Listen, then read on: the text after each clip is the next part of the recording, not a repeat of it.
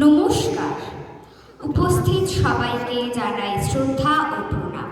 আমি কবি সুকুমার রায়ের লেখা ভয় পেও না কবিতাটি আবৃত্তি করছি। ভয় পেও না